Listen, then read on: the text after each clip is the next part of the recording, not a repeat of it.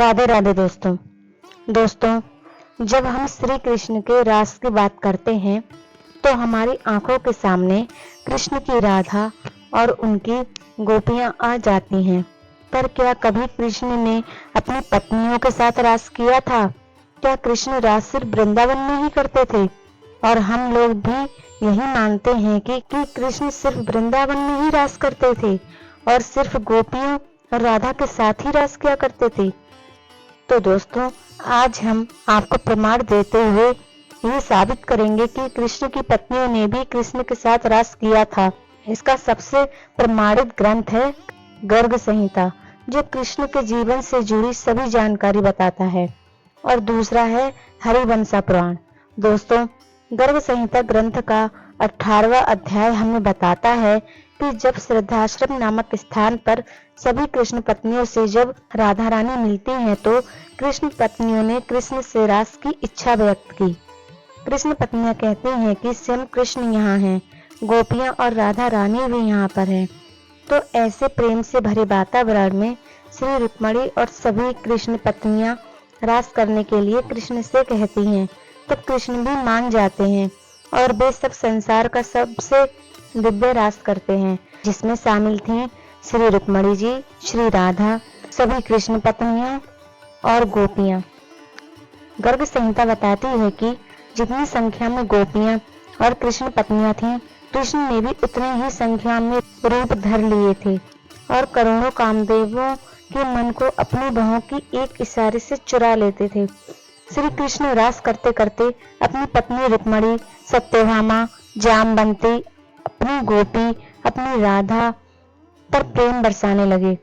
अब हम हरिवंशा पुराण के अनुसार द्वारिका के रास के बारे में चर्चा करेंगे, जिसे वैष्णव पायन मुनि ने बताया है। द्वारिका के रास के बारे में हरिवंशा पुराण के विष्णु खंड में बताया गया है। इसमें साफ साफ कृष्ण के द्वारिका के रास का वर्णन किया गया है, जिसमें श्री कृष्ण की सभी पत्नियां बलराम, महारानी रेवती, अर्जुन, सुभद्रा, नारद मुनि, साम, प्रद्युम्न जैसे यादव कुल के सभी युवक, स्वर्ग की अप्सराएं जैसे उर्वशी, सभी देवी देवता के होने का वर्णन मिलता है। इन सभी ने कृष्ण के रास का आनंद लिया, कृष्ण के प्रेम का आनंद इसी रास में लिया। वैष्णव पायन मुनि बताते हैं कि सभी गोपियों ने गीत गाए, यशोदा माँ की कहानियां बताई कि कैसे उन्होंने कृष्ण को रस्सियों से बांध दिया था और किस तरह कृष्ण ने अरिष्टासुर और धेनुकासुर का उद्धार किया था। गोपियों ने गीत गाते हुए कहा कि किस तरह कृष्ण ने अपनी सबसे छोटी उंगली पर गोवर्धन पर्वत को धारण किया था। दिव्य महिलाओं ने स्तुति करते हुए कहा कि कैसे कृष्ण ने कुब्जा का उद्धार किया।